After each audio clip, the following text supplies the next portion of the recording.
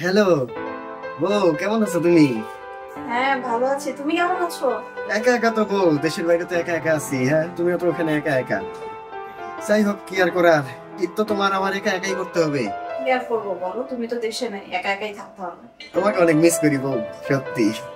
আমিও তোমাকে অনেক মিস করি। এইবারও তো আমার একা একা ঈদ করতে হবে বউ, কোনো ছুটি নাই। হ্যাঁ, তোমারও একা একা ঈদ করতে হবে। আচ্ছা, যেভাবে হোক গ্রামে ঈদটা করার চিন্তা করো নাকি? তুমি তো আর দেশে নাই, একা একা ঈদ করা ছাড়া তো আর কোনো উপায় নেই আমার। যাই হোক বউ, গ্রামের বাড়িতে যাই ঈদটা কইরো, কারণ বাপ মার দায়িত্ব তো তোমারও, তাই না বউ হিসেবে? আমার দায়িত্ব ঠিক আছে, কিন্তু আমারও তো বাবা মা গ্রামে আছে, তাই না? আমার বাবা মার কাছেও তো যাইতে ইচ্ছা করে আমার। তাছাড়া তুমি দেশে নাই।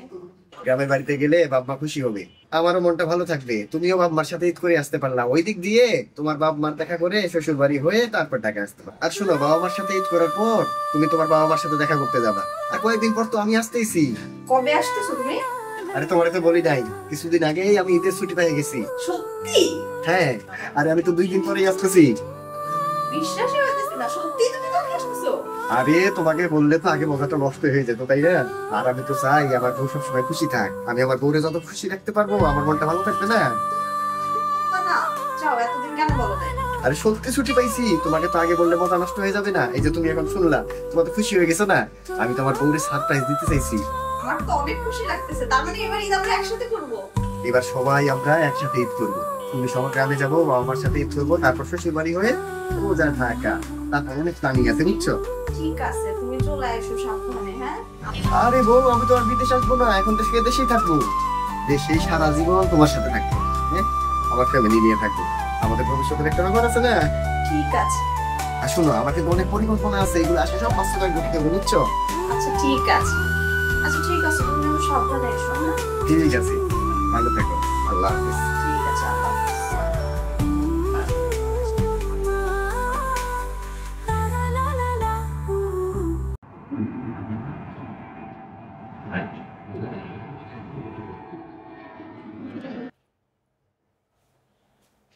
নাও পানি। ধন্যবাদ ধন্যবাদ।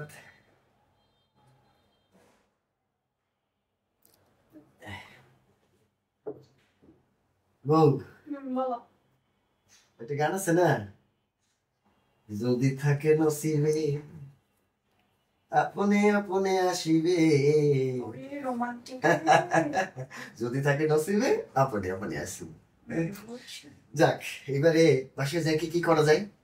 কি করবা? সব হিসাব করে বলেছি, প্ল্যানিং আমার রেডি। হ্যাঁ, বাড়িতে যে কাজটা বাকি আছে, হ্যাঁ, এই কাজটা শেষ করতে হবে। প্লাস্টার করব, সব গুছাবো, একটা পরিষ্কার পরিচ্ছন্ন বাগান করব। হ্যাঁ, এখানে আমরা থাকবো। তারপরে ওই যে পুকুর একটা নেওয়া আছে না, অর্ধেক মাটি ঘুরে আছে না, এইটারে পুরাটাই পুকুর করবো, ঠিক আছে? তারপর ধরো যে তোমার আমার একটা ভবিষ্যৎ আছে, ভবিষ্যতে বাচ্চা কাচ্চা নিতে হবে না? এই যাও দুষ্টু। তাছাড়া বা আমার খরচ, তোমার আমার খরচ, বা আমার বয়স হয়ে গেছে না, এখন অসুস্থ না, শ্বশুর শাশুড়ি বাসায় একা থাকে, ওদের একটু দেখাশোনা করা। তারপরে ধরো যে শ্বশুর বাড়ি ঘোরা। হ্যাঁ, তাছাড়া এতদিন কষ্ট করছি, এখন একটু ভালো থাকবো না? আচ্ছা, সব মিলাই আমি একটা হিসাব করে ফেলছি যে 18 লাখ টাকার মতো খরচ হবে, বুঝছো? তো যাক, তোমার ওখানে আর কত আছে টাকা যেন? আমার কাছে আছে মানে আমার কাছে টাকা আসবে কোত্থেকে?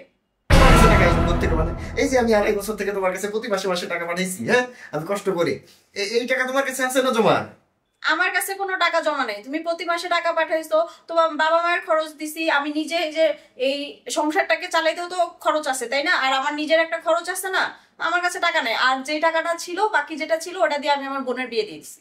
কি বলতেছো উল্টাপাল্টা কথা? হ্যাঁ, আরে বাবা মার খরচ তো হিসাব করে দিছি আমি, তোমার খরচ হিসাব করে দিছি। তো বোনের বিয়েতে না হয় 50,000 টাকা আমি দিলাম গিফট দুলাভাই হিসেবে, তাই না? 50,000 টাকা, তাছাড়া বাকি টাকা কই গেল? আমার একমাত্র বোনের বিয়ে, আমার বোনের বিয়েতে আমি 50,000 টাকা গিফট দিব? আমার একটা প্রেস্টিজ ইস্যু আছে না? আর সবচেয়ে বড় কথা হলো যে আমার বোনের বিয়ের দায়িত্ব আমার, আমি সেখানে গিফট কি দিব? আমার কাছে যা টাকা ছিল আমি ধুমধাম করে আমার বোনের অনুষ্ঠান করে বিয়ে দিয়েছি।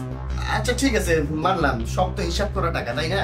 এই যে এত বাদ দিলেও তো তোমার কাছে প্রায় অনেক টাকা থাকে। তাছাড়া ধরো যে শালীর বিয়ে উপলক্ষে বড় দুলাভাই হিসেবে আমি 1 লাখ টাকা গিফট দিয়ে দিলাম, তারপরে তো বাকি অনেক টাকা থাকে, তাই না? এই বারবার এক কথা বলো না। তোমাকে তো আমি একবার বললাম যে আমার অ্যাকাউন্টে শুধু 30,000 টাকা আছে, আমার কাছে আর কোনো টাকা নেই। তুমি টাকা পাঠাইছো, আমি খরচ করে ফেলছি, এত কৈফিয়ত দিতে পারবো না আমি তোমাকে। মস্করা করে না তোমার সাথে। হ্যাঁ, দুষ্টমি ভালো লাগতেছে না, আমি কিন্তু অনেক সিরিয়াস হয়ে যাচ্ছি। টাকা পয়সার ব্যাপার বুঝো নাই? আসলে তোমার ওখানে কত টাকা আছে? আজব, তোমার সাথে আমি মস্করা কেন করবো, তাও আবার টাকা পয়সার বিষয় নিয়ে? আমার কাছে সত্যিই কোনো টাকা নেই, অ্যাকাউন্টে জাস্ট 30,000 টাকা আছে। আরে কি বলতেছো উল্টা পাল্টা? মস্করা কি মানে? এটা মস্করাই তো হচ্ছে। আমি যে 2.5 বছর মাথার ঘাম পায়ে ফেলে কামলা খেটে টাকা ইনকাম করছি আর প্রতি মাসে মাসে পাঠাইছি, এই টাকার হিসাব হবে না? এই টাকা আমাদের ভবিষ্যতের জন্য আমরা রাখছি না? কি?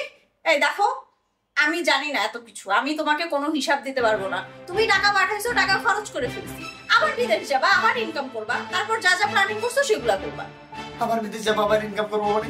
আমি তো কত পরিকল্পনা করে সব টাকাকে ক্যাশ করে তারপর আমি আসলাম। এখন একটা সুন্দর তুমি আমি একসাথে থাকবো, সুখের সংসার করবো, বাবা আমার সাথে থাকবো। কি আছো? এক কথা কতবার বলবো তোমাকে?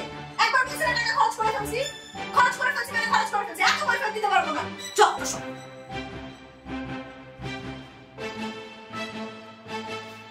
হাই হাই, কোনো বলে টাকা নাই, সব টাকা শেষ। এতদিন ইনকাম করছি তা সব শেষ। এই বিদেশে থাইকা মাথা ঘাম পায়ে ফেলে যে আমি ইনকামটা করছি।